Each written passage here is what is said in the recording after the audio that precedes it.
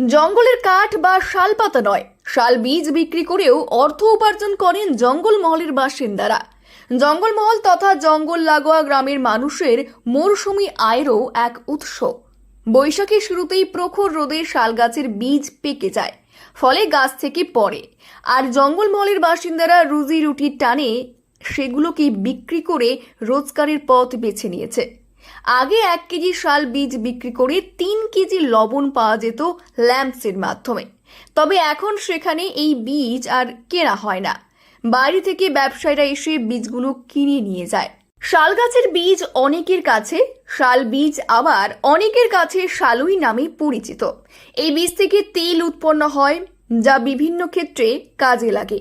সাধারণত বৈশাখ মাসের শেষ দিক থেকে তা পেকে পড়তে শুরু করে মাটিতে। এটা পাওয়া যায় সাধারণত আষাঢ় মাসের প্রথম দিক পর্যন্ত।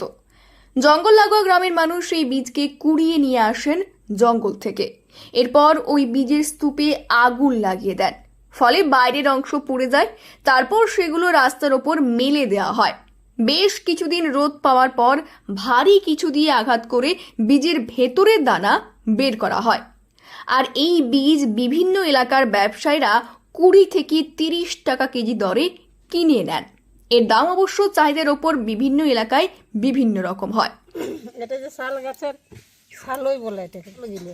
বিক্রি করেন এটা? এই গায়ে আছে, লোক আসে নাকি বাইরে থেকে? আছে, পাইকার আছে। হ্যাঁ, ওই ফল শাল গাছ এই বনের থেকে গাছ থেকে আমরা কুড়িয়ে আনি, শাল গাছ থেকে।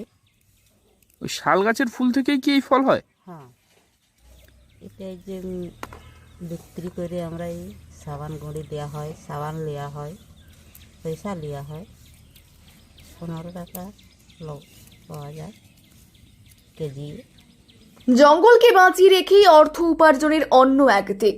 আর যে বীজগুলো জঙ্গলে থেকে গেল, তা থেকেই জন্ম নেবে আরও হাজার হাজার শাল গাছ, যা যোগাবে আমাদের আগামীর অক্সিজেন। শাল বীজের ব্যবসায় লাভের মুখ দেখছে জঙ্গলমহলের প্রান্তিক মানুষজন।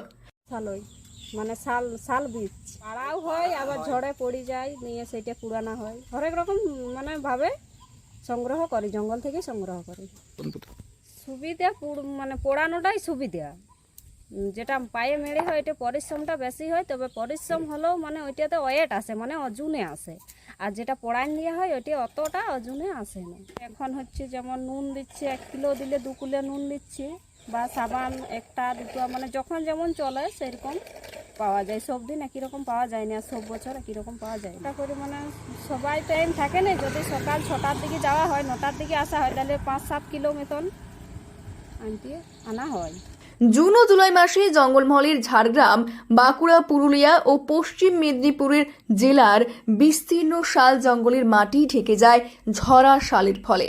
সেই ফল জড়ো করে তার ভেতরের একমাত্র বীজটি সংগ্রহ করে হয় বিক্রি। এখন এই কয়েকদিন জঙ্গল লাগোয়া গ্রামের মানুষের আয়ের অন্যতম মাধ্যম। এবার সেই বীজ পাইকার ফরেদের হাত বদল হয়ে চলে যায় ভিন রাজ্যে। এই বীজ পেশাই করে পাওয়া যায় বহুমূল্য তেল এবং মাখন। এই মাখন কোক বাটারের বিকল্প হিসাবে ব্যবহৃত হয়। শাল বীজ থেকে প্রাপ্ত তেল ও মাখন সাবান শিল্পে, ভোজ্য বনস্পতি শিল্পে, প্রসাধনী শিল্পে ব্যাপক ব্যবহৃত হয়। জঙ্গলের কোনো কিছুই ফেলে দেওয়ার নয়। এখনো গ্রাম বাংলার মানুষের একটি বড় অংশের আয়ের উৎস এই জঙ্গল।